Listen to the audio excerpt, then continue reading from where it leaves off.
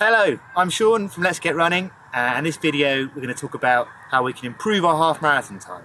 Now this particular video is aimed at those who are perhaps getting more comfortable at half marathon. They're looking to run times of perhaps sub 140 or around 140, and they're looking for advice to push their performance up a notch. Now I'm not going to talk about splits and times and those sorts of things. What I'm going to talk about is the skills you need, or the skill you need to try and run a faster time. Now, for those running those faster times, it's about being comfortable, being uncomfortable. It's running at sustained, challenging paces in our training so we can cope with that on race day. So our key sessions are going to be anaerobic conditioning sessions. That is spending some time during the course of that session running at a pace of controlled discomfort, if I can say the word. That's a roughly 7 out of 10 effort.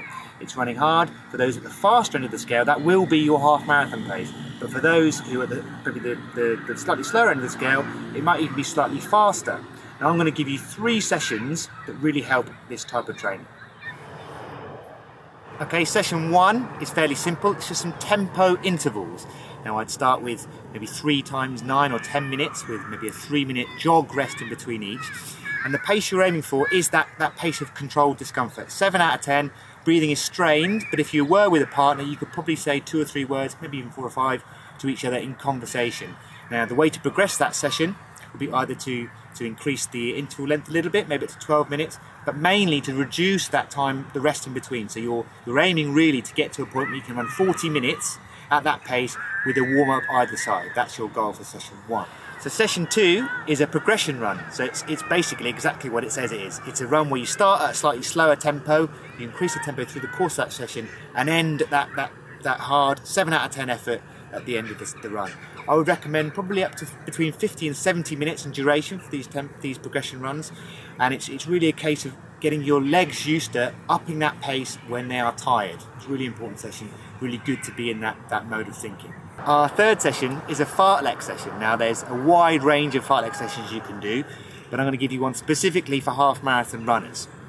Now it's called an alternation session. So in this session we're going to spend some time running both over, sort of faster, or slightly below that 7 out of 10 goal half marathon pace effort.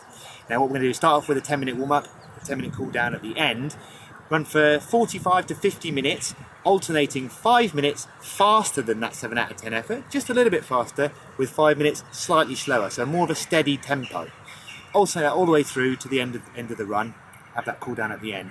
Now as you progress that session, you might either increase the length of the faster section, so maybe trying to do 10 minutes at that slightly faster rhythm with still the 5 minutes and steady, or, which I think is preferable, is to increase that pace, the steady pace in between there. So still slightly faster than half marathon and slightly slower, but the steady pace is getting a bit faster. There's more information about these sessions in our training club. You can see the link below in the bio or in the YouTube comments.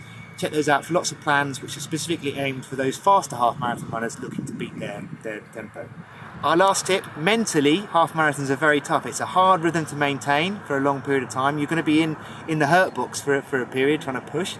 Now, it's really important you train your brain, your mental toughness to be able to cope with that challenge. Now, one easy way I think you can do that is after perhaps one of these sessions, or maybe just one of your longer runs during your training, I would do 5 or 6 30-second hard intervals with a minute rest between each.